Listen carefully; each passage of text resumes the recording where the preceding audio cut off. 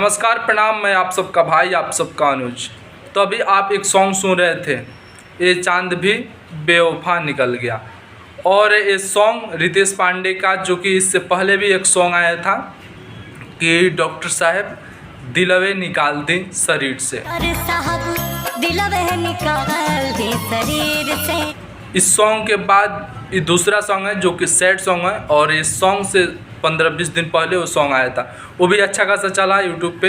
हालांकि बिना रितेश पांडे के प्रमोशन के, या यूँ कहें कि बिना यूट्यूब पे चर्चे किए बिना भी अच्छा खासा चला, सैड सॉन्ग होने के बावजूद भी। और उसके बाद ये सॉन्ग आया है, ये चांद भी बेवफा निकल गया, और ये सॉन्ग भी काफ़ी अच्छा है, बिल्कुल दिल को टच करने वाला सॉन्ग है, काफ़ी बेहतरीन सॉन्ग है।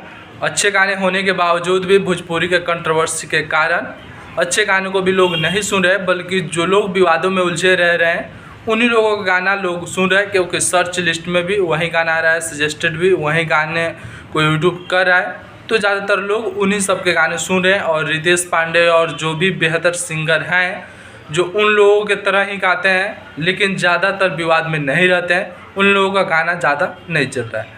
और इस सैड सॉन्ग जो आया है रितेश पांडे का, काफ़ी बेहतर सॉन्ग है, एक बार आप लोग जाकर ज़रूर सुनिए।